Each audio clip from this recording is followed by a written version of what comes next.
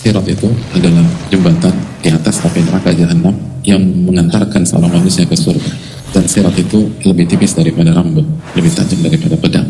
Banyak sebagian ulama mengatakan itu bisa melukai kaki seseorang, bahkan bisa membelah telapak kaki di keterangan para ulama. Lalu bagaimana kondisi Anda jika salah satu kaki Anda diletakkan di atas sirat tersebut? Kalau Anda benar-benar merasakan tajamnya jembatan tersebut, dan ketika Anda shock betapa tajamnya sirat tersebut, maka Anda menjadi begitu ragu melangkahkan kaki Anda yang berikutnya. Tapi tidak ada pilihan. Itu sirat tidak diam, tapi ke kanan, ke kiri, ke kanan, kiri. Lalu pandangan Anda tertuju ke bawah. Lalu Anda melihat neraka jahanam. Lalu telinga Anda mendengar betapa menggegarnya suara-suara dari neraka jahanam tersebut. Suara yang gak pernah kita dengar sebelumnya. Suara yang paling horor yang pernah kita dengar. Dan pada saat itu, kondisi Anda lemah. Hati Anda bergoncang. Kaki gemeter, berat sekali untuk dibawa melangkah.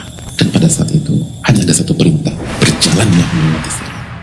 Yawma taral mu'minin wal mu'minat yas'a nuruhum baina aydihim wa bi aymanihim.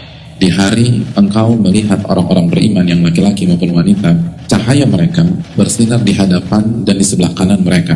Dijelaskan oleh Abdullah bin Mas'ud, cahaya ketika melewati sirat. Mereka melewati dan melalui sirat sesuai dengan amal ibadah mereka. Di antara manusia ada yang cahayanya seperti gunung, dan ada manusia yang Allah kasih cahaya sebesar pohon korma. Ada yang cahayanya Allah kasih sebesar seseorang dewasa yang berdiri. Dan yang paling rendah derajatnya, Allah kasih cahaya kepada dia tapi untuk jari kakinya saja, dan redup. Nanti ada, lalu mati, nyala, mati, nyala, mati. Al-Imam Dhahhak beliau menyampaikan, tidak ada satupun orang kecuali dikasih cahaya oleh Allah pada hari kiamat. Lalu ketika mereka berada di hadapan sirat, maka cahaya orang-orang munafik dimatikan semua.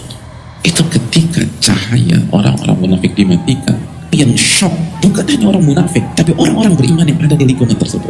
Kita bayangin nggak sih? Kita ngantri nih, terus 5 orang di hadapan kita cahayanya mati, 4 orang depan kita mati lagi, ketiga mati lagi, lalu kedua depan kita mati lagi, lalu persis depan kita mati lagi. Itu apa jantungan jemaah?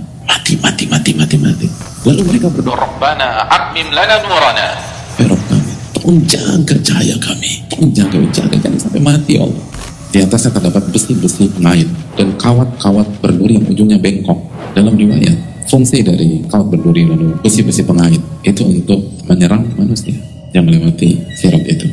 Ada yang diambil oleh malaikat penjaga neraka, dan Anda saksikan itu dengan kedua mata Anda. Lalu di depan kita satu jatuh, lalu cahaya mati. Ada yang terluka tapi selamat, ada yang sempat terpleset tapi selamat, dan ada yang terjungkil di dalam neraka jahanam.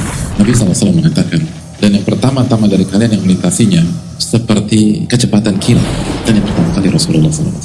Lalu yang berikutnya itu secepat hembusan angin, lalu seperti kecepatan burung, lalu dalam keterangan yang lain seperti kecepatan kuda, orang lari.